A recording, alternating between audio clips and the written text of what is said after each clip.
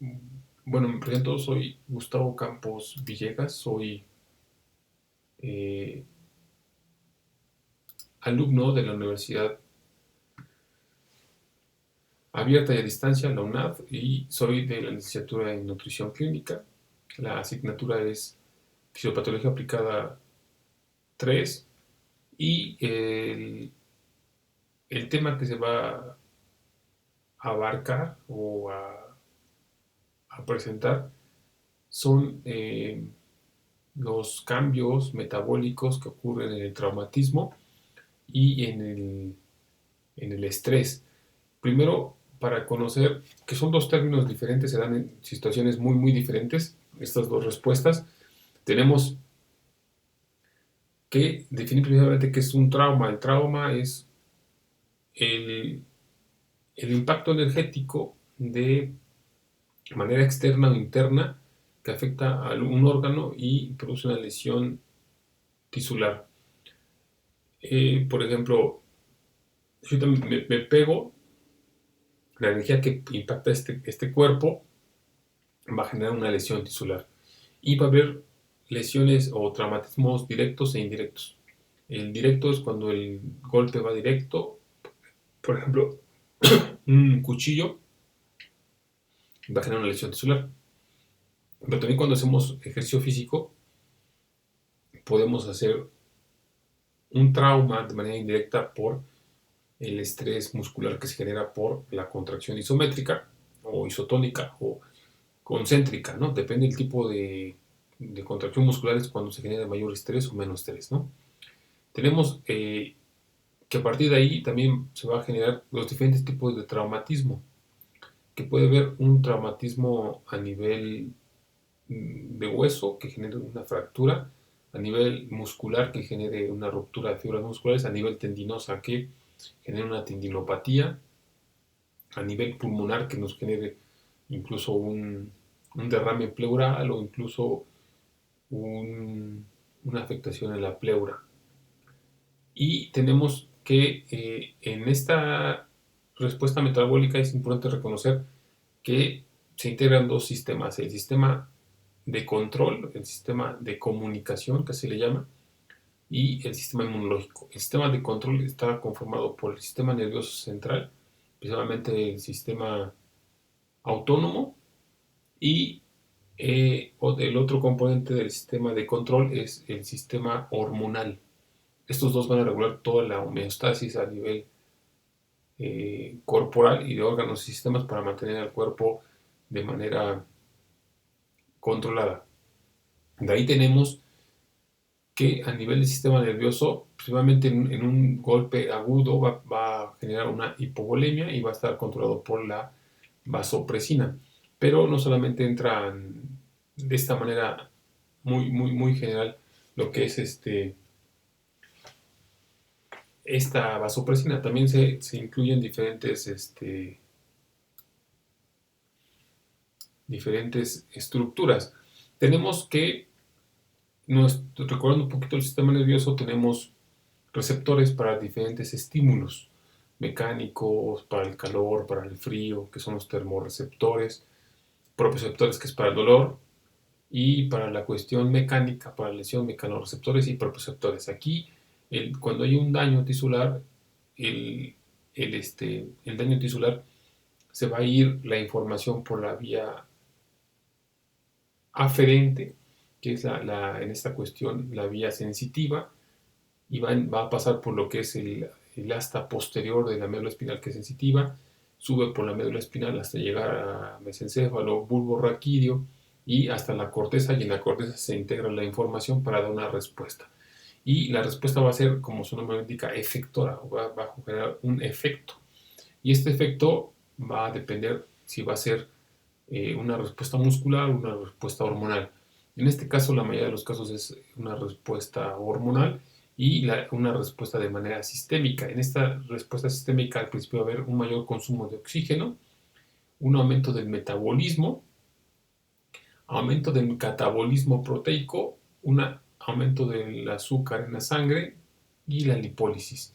Y también a nivel del daño tisular también va a haber afectación o alteraciones en la inflamación local y también va a haber aumento en la inflamación sistémica. Y lo que va a producir es alteraciones a nivel que el hígado genere glucogénesis, lipólisis, la proteólisis y el uso de proteínas en la fase aguda.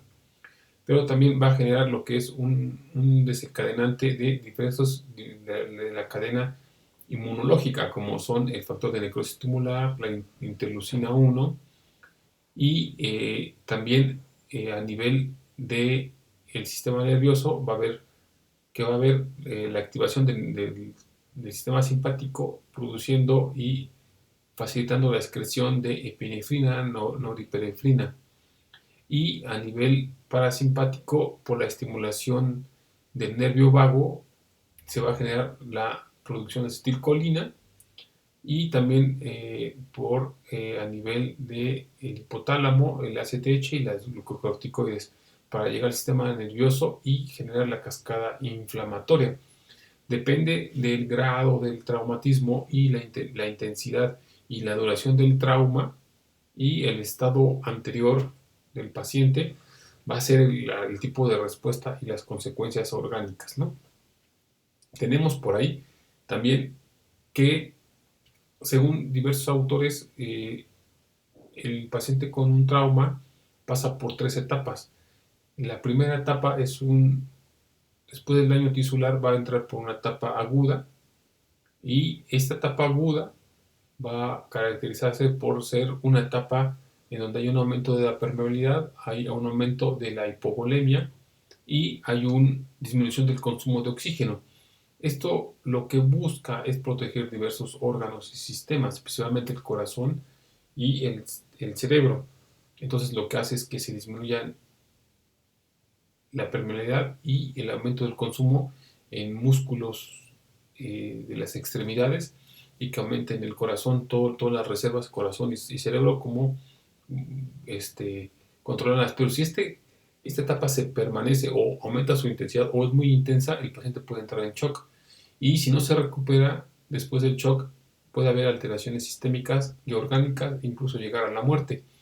Si pasa esta etapa de shock, entra una fase crónica. En esta fase crónica se va a presentar por una hiperdinamia, un hipermetabolismo y igual si esa fase se mantiene por mucho tiempo o incluso no hay una recuperación o un buen tratamiento médico oportuno y de manera específica, entra una falla de múltiples sistemas y órganos y entrar entonces a lo que es la muerte. Pero si se recuperan estas 3 fases, llega una fase de recuperación. Diversos autores manejan que la fase de hipodinamia, que es la fase aguda, se establece inmediatamente la lesión como respuesta de inestabilidad, pero si aumenta, produce una inestabilidad cardíaca, aún con el estado que busca protegerlo. Provoca una hemorragia. Toda esa respuesta está provocada por la hemorragia y por algunas afectaciones de los líquidos, de comportamientos corporales. La fase hiperdinámica puede durar diferentes semanas y esta etapa se considera característica porque hay un estrés metabólico en donde aumenta el aumento del catabolismo. Acuérdense que el metabolismo entra en anabolismo y catabolismo y se regula. Cuando hay un desequilibrio y hay un aumento del catabolismo, entonces hay una afectación en las proteínas estructurales y ponen en riesgo órganos y sistemas e incluso aumenta la incidencia de mortalidad y comorbilidades, ¿no? También existen, es muy importante también reconocer que entra el sistema inmunológico y entran diferentes citoquinas que son sustancias proinflamatorias.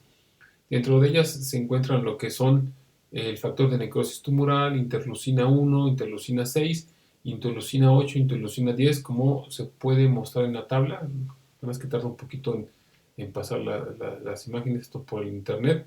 Pero la interleucina, el factor de necrosis tumoral, es un factor que desencadena el proceso inflamatorio y su acción es proinflamatoria y libera leucocitos para la recuperación tisular. La interleucina 1, es un signo, cuando se presenta, tenemos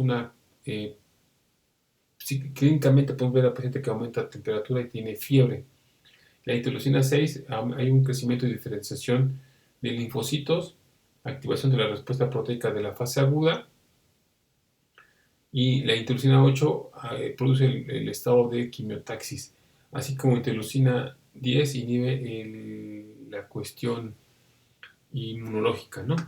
Lamentablemente hay un desfase en las presentaciones, pero es un problema por la comunicación de los del internet, ¿no? Con la presentación, pero no haya ningún problema. De ahí, en la presentación,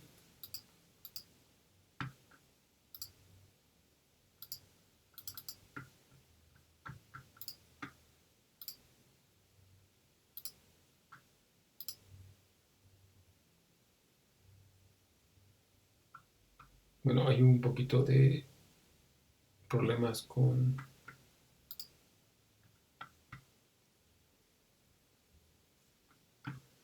Pero bueno, lo voy a presentar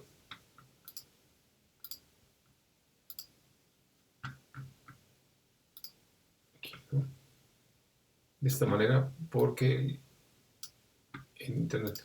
Esta es la tabla, resumen de la activación del sistema inmunológico y sus diferentes acciones de las citoquinas, que acuérdense que son eh, células proinflamatorias que tienen una actividad proinflamatoria 100%, ¿no? Y diferentes autores manejan esa tabla que nos habla acerca de un resumen de las respuestas metabólicas al trauma.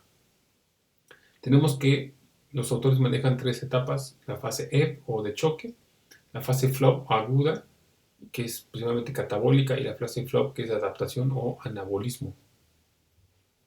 Y la fase EP, sus características es que hay una disminución de la perfusión tisular, disminución de la velocidad metabólica, disminuye el VO2 max y disminuye la tensión arterial y disminuye la temperatura. Todo esto está relacionado con la pérdida de sangre y líquidos, ¿no?